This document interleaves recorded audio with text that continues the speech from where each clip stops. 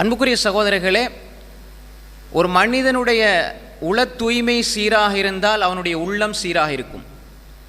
அவனுடைய உள்ளத்தில் கலக்கம், திடுக்கம், விரக்தி, மன அழுத்தம், மனக்கோளாறு, மனப்பிரச்சனை எப்பொழுதெல்லாம் வருமோ, முஸ்லீமாக வாழ்ந்து கொண்டு எப்பொழுதெல்லாம் வருமோ அப்பொழுது அவனுடைய இஹ்லாஸில் கோளாறு இருக்கிறது என்பதுதான் தெளிவாக அவன் உணர்ந்து கொள்ள வேண்டிய உண்மையான விடயம். எப்போ ஒரு மனிதன் தொழுகை, இபாதத்துக்கள், வணக்கங்கள், வழிபாடுகள் எல்லாவற்றிலும் கவனம் செலுத்தி உள்ளத்தில் ஒரு கலக்க நிலையை அடைகிறானோ அப்பொழுது அவன் புரிந்து கொள்ள வேண்டும், என்னுடைய வாழ்க்கையில் இஹ்லாஸ், உள தூய்மை என்பது சீரானதாக இல்லை என்பதை அவன் புரிந்து கொள்ள வேண்டும். எனவே இன்றைய இந்த தலைப்பு, உள தூய்மை என்பது உள்ளத்தினுடைய ஆரோக்கியத்திற்கு, ஆரோக்கியமான மனோநிலையோடு ஒரு மனிதன் வாழ்வதற்கு எவ்வளவு உதவி செய்கிறது என்பதைத்தான் நாம் புரிந்து கொள்ள வேண்டி இருக்கிறது. அன்புக்குரிய சகோதரர்களே, முதலாவதாக நான் சொன்னேன், உள தூய்மை என்பதுதான் வாழ்க்கையினுடைய அடிப்படை. அப்போ இந்த உள தூய்மை என்ற ஒன்று அது முஸ்லீம்களுக்கு மட்டும் வாய்த்த ஒன்று. உலகத்திலேயே மன அழுத்தத்தினால், மன நோயினால் பாதிக்கப்படுகின்றவர்களை நீங்கள் ஒட்டுமொத்தமாக ஒரு விகிதாசார கணக்கு எடுப்பொண்டு எடுத்தால் அதில் மிக குறைவாக முஸ்லீம்கள் இருப்பார்கள், மிக குறைவாக முஸ்லீம்கள் இருப்பார்கள். காரணம் என்னவென்றால் அவர்களிடத்தில் இரண்டு அடிப்படைகள் இருக்கிறது. ஒன்று தூய்மையான இறை விசுவாசம், இரண்டாவது எந்த மனிதனிடத்தில் கூலி எதிர்பார்த்தால் அந்த கூலி நிரப்பமாக அநீதிக்கு உட்படுத்தப்படாமல் நீதியாக கொடுக்கப்படுமோ அந்த ரப்பிடம் கூலி எதிர்பார்த்து அவன் வணங்குவது. இந்த ஈமானும் இஹ்லாஸும் இருப்பதனால்தான் ஒரு மனிதன் மனிதனாக வாழ முடியும், ஒரு முஸ்லிமாக வாழ முடியும், ஒரு முஸ்லிம் ஆரோக்கியமான மனோநிலையோடு வாழ முடியும் என்பதை இன்றைய ஆய்வுகளில் நாம் தெளிவாக புரிந்து கொள்ள முடியும். எனவே அன்புக்குரிய சகோதரர்களே, இந்த இஹ்லாஸ் என்பதை நாம் முதலாவதாக புரிந்து கொள்ள வேண்டும். இஹ்லாஸ் என்றால் என்ன? இஹ்லாஸ் என்றால் என்ன? பொதுவாக இஹ்லாஸ் என்று சொல்லி உள தூய்மை என்று நாம் அடிக்கடி சொல்லுகிறோம், பேசுகிறோம், கதைக்கிறோம். இபாதத்துக்கு அடிப்படை, இபாதத் செய்யும் பொழுது இஹ்லாஸ் அவசியம் என்றெல்லாம் நாம் சொல்லுகிறோம். சொல்லப்பட வேண்டிய, மௌத்து வரை பேண வேண்டிய ஒரு அம்சம். உண்மையில் இஹ்லாஸ் என்பதற்கு வரைவிலக்கணம் கொடுத்த அறிஞர்கள் பலவிதமான வரைவிலக்கணங்களை சொல்லியிருக்கிறார்கள். அன்புக்குரிய சகோதரர்களே, ஒரு சில அறிஞர்கள் சொல்கிறார்கள், சிதுகுன் நியா மஅ அல்லாஹ், அல்லாஹோடு ஒரு மனிதன் உண்மையான தூய்மையான எண்ணத்தோடு உறவு கொள்வது, உறவாடுவது, அல்லாஹோடு கொள்கிற உறவு, அல்லாஹோடு அவன் ஏற்படுத்துகின்ற தொடர்பாடல், அதில் அவன் தூய்மையாக உண்மையாக இருப்பதுதான், உண்மையான எண்ணத்தோடு இருப்பதுதான் இஹ்லாஸ் என்பதாக அறிஞர்கள் சொல்வார்கள். இன்னும் சில அறிஞர்கள் சொல்கிற பொழுது ஒரு மனிதனுடைய இரகசிய வாழ்க்கையும் பரகசியமாக இருக்கிற வாழ்க்கையும் ஒன்றாக இருப்பது.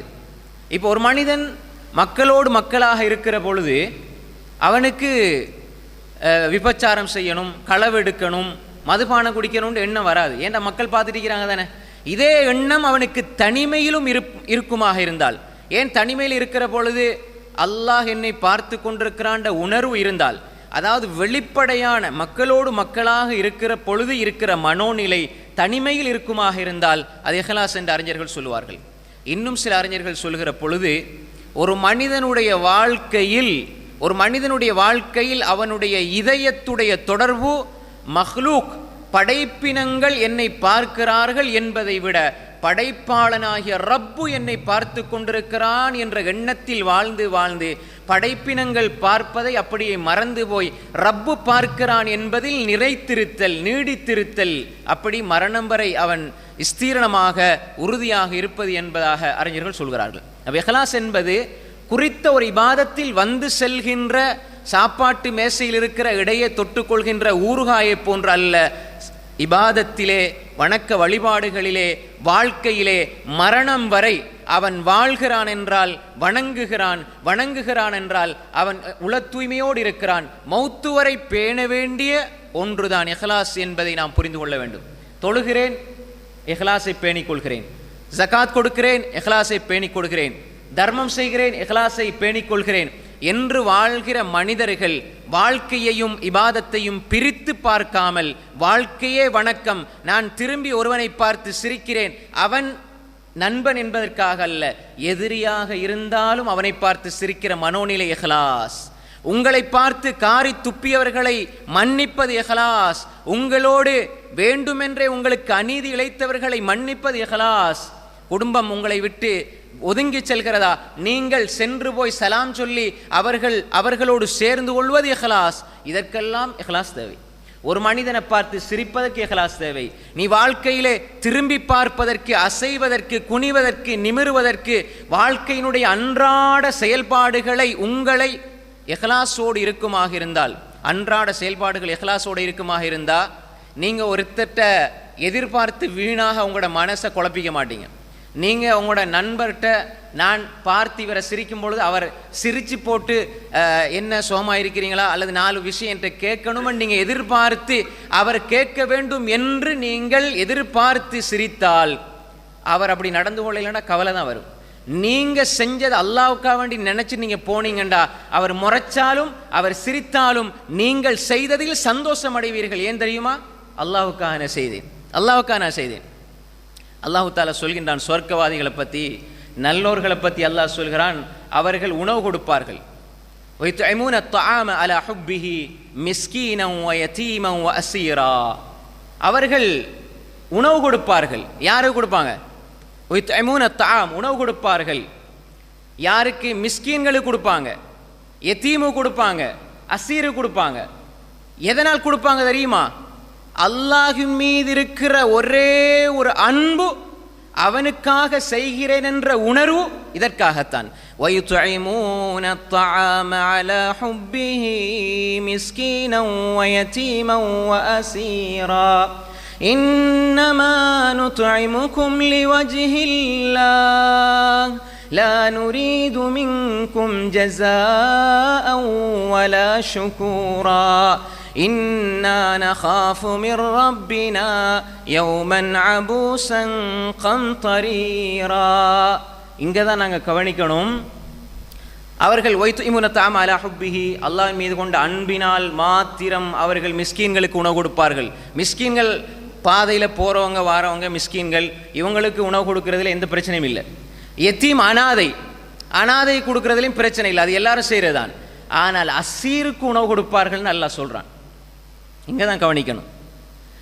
எப்படி அசீருக்கு ஏன் உணவு கொடுப்பார்கள் என்றால், அசீர்னா யார் என்றால் சிறை கைதி. சிறை கைதினா யாரு? இன்று யுத்த களத்தில் அவனோடு நான் சண்டை பிடிக்கிறேன், அவன் எதிர்த்தரப்பில் இருக்கிறான், நான் இந்த தரப்பில் இருக்கிறேன். அவனுடைய வாள் முனையில், அவனுடைய வாள்ல என்னுடைய கழுத்து அகப்பட்டிருந்தால் இந்த நாள் அவன் என்னை வெட்டி இருப்பான். அவன் என்னுடைய எதிரி. இப்ப நான் இன்றைக்கு இன்றைய நாள் அகப்பட்டிருந்தா அவன் வெட்டி இருப்பான். ஆனால் நாங்கள் வெற்றி கொண்டதனால் அவன் சிறை கைதியாக பிடிக்கப்பட்டிருக்கிறான். அப்ப நேற்று அவனுடைய வாளுக்கு பக்கத்தில் நான் போயிருந்தா அவனை கொண்டிருப்பான். அப்படி வந்த ஒருத்தன் இன்று என்னுடைய கையிலே சிறை கைதியாக வந்திருக்கிற பொழுது அவனுக்கும் உணவு கொடுப்பார்கள். அப்படின்னா எப்படி முடியும்? அப்போ யோசிக்கலாம் தானே, நீ என்னை கொலை செய்ய வந்தவன், இன்றைக்கு என் சிறை கைதியாக பிடிப்பட்டதுனால என் பக்கத்தில் இருக்கிறாய், இல்லைனா நேற்று வந்துட்டு நான் மாட்டியிருந்த நீ என்னை கொண்டிருப்பாய் என்று நினைத்து உணவு கொடுக்காமல் இருக்கலாம். ஆனால் அவர்கள் சிறை கைதிக்கும் உணவு கொடுப்பார்கள். ஏன் தெரியுமா? அவனுக்காக அல்ல, அலா ஹுப்பிஹி, அல்லாஹுடைய அன்பின் காரணமாக. அது இஹ்லாஸ் இருந்தால் மட்டும்தான் முடியும். இஹ்லாஸ் இருந்தால் மட்டும்தான் முடியும். அதை கொடுப்பாங்க. அப்படி உணவை கொடுப்பாங்க. தான் உண்ணுகிற உணவை தன்னுடைய எதிரிக்கும் கொடுத்து மகிழ்வார்கள். அல்லாஹுடைய அன்பினால் கொடுக்கிறண்டா கோபத்தோடு கொடுக்க மாட்டாங்க. தன்னை எதிர்த்தவனுக்கும் சிரித்த முகத்தோடு உணவு கொடுப்பார்கள். அவர்களுடைய வார்த்தை அல்லாஹ் சொல்கின்றான், இன்னமா நுத்இமுகும் லிவஜ்ஹில்லாஹ், நாங்கள் உணவு கொடுத்தெல்லாம் அல்லாஹுடைய முகத்துக்காக. அப்ப எதற்காக? இஹ்லாஸ், அல்லாஹுக்காக. நாங்கள் உங்களுக்கு உணவு தந்ததெல்லாம் லிவஜ்ஹில்லா லா நுரீது மின்கும் ஜஸாஅன் வலா ஷுகூரா, உங்களிடத்தில் எந்த பிரதிவாரத்தையோ நன்றியோ நாங்கள் எதிர்பார்க்கவில்லை.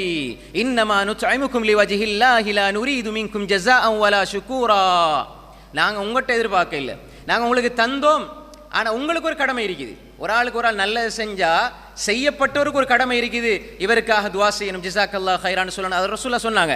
ஆனால் கொடுத்தவர் எதிர்பார்க்க கூடாது. இங்கே கொடுத்து விட்டு சொல்கிறார்கள், நாங்கள் அல்லாஹ்வுக்காக, அல்லாஹ்வுடைய முகத்துக்காக உணவு கொடுத்தோம். ஏன் தெரியுமா? நாங்கள் அல்லாஹ்வுடைய தண்டனையை பயப்படுகிறோம். இன்னா நகாஃபு மிர் ரப்பினா யௌமன் அபூஸன் கம்தரீரா. அல்லாஹ்வுடைய தண்டனையை நாங்கள் பயப்படுகிறோம். இந்த உலகத்திலே நான் எப்படி எந்த மனோநிலையில் யாருக்காக எதற்காக இயங்குகிறேனோ செயல்படுகிறேனோ அதை அல்லாஹ் அறிந்து வைத்திருக்கிறான்.